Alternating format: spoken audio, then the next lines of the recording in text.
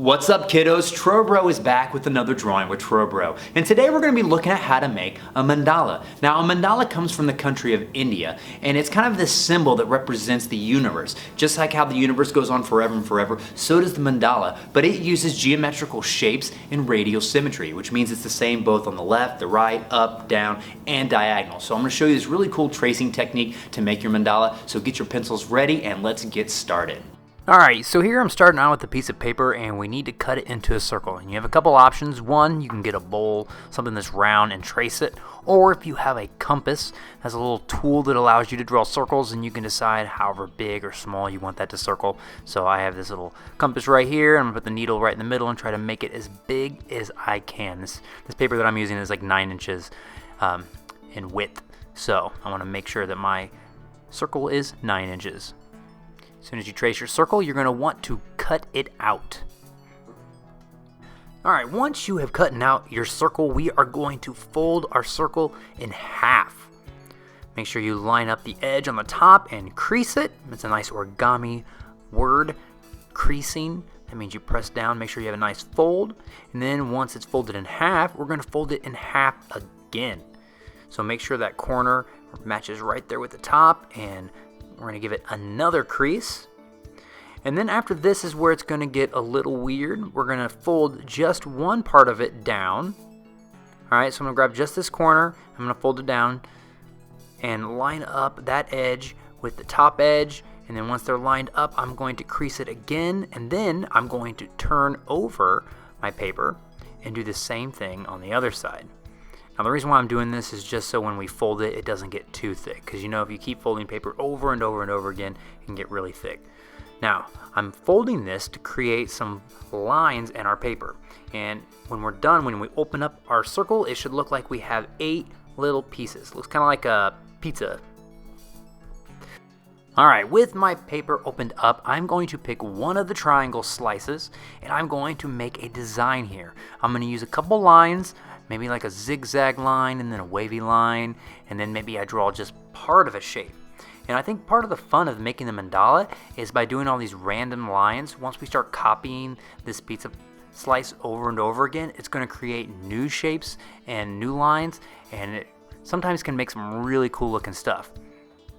Make sure you don't overload it. You don't want to do too many lines. Keep it simple, just a few lines kind of going left and right, but make sure that you stay inside that one pizza slice. Don't go out of it.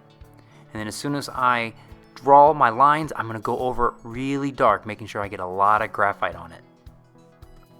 Alright, so you can see my simple design, a couple zigzags, a couple wavy lines, a circle and a diamond, and what I'm going to do is I want to copy that design onto this other side.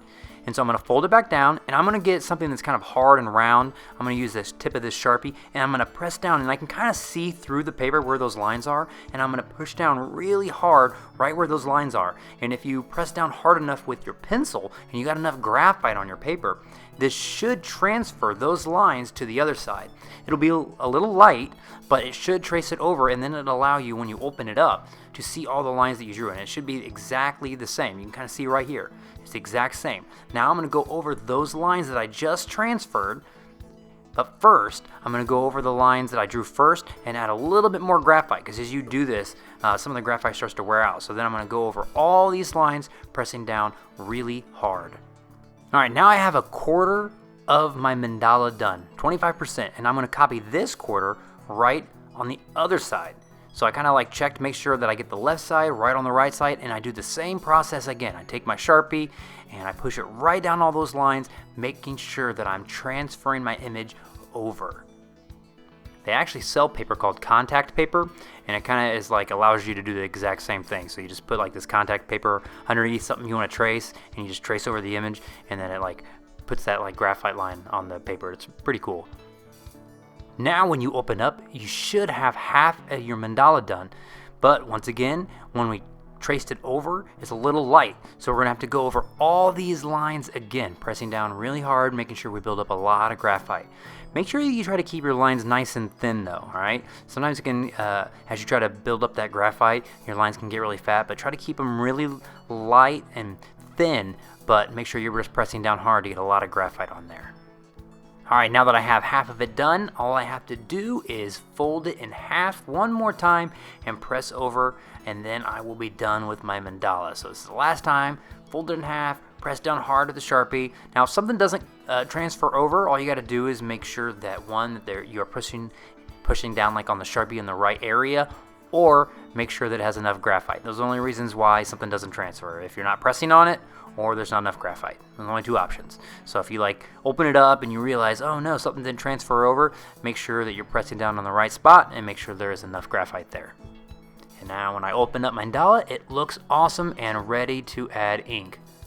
Alright, with my mandala done, all I'm going to do now is go over it with Sharpie. I'm not going to go over the second half with the pencil again because I can see it and there's no reason to build up the graphite. I'm just going to grab my Sharpie and I'm going to trace over all the lines, and I'm speeding it up so you don't have to sit here and watch me do this for the next 15 minutes. And then once it's all went over it with Sharpie and you've traced it all, it is ready to color.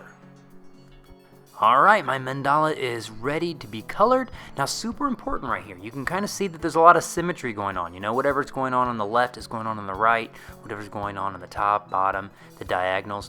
And so since these shapes are symmetrical, I want to make sure that I'm using my color symmetrical. So if I color like, you know, a diamond on one side green, I want to make sure that the diamond on the other three sides are the same color. So you want to make sure that your mandala is symmetrical with color and with shape. Alright, so make sure you take your time, color it. You can really color it however you want. I got some color pencils here and I'm using it, but if you have crayon, oil pastels, or paint, go ahead and use those. But you know, if you're gonna paint it, you might want to, you know, let it dry in between colors just so it doesn't bleed through and stuff, or the colors mix. You don't want that. So I'm gonna speed this up too, you know, just so you don't have to sit here and watch me color for like 30 minutes. But take your time, make sure your mandala looks good. I think this one looks really neat.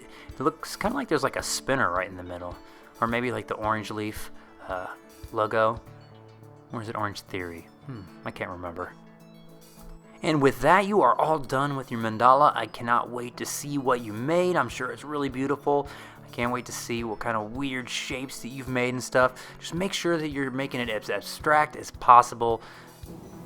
Well, kiddos, I hope you had fun making your mandala. Use that tracing technique on other things. I'm sure you can make some really cool art with it. And make sure you stay tuned to my channel and see all the cool stuff that we are making here, and I'll see you next time.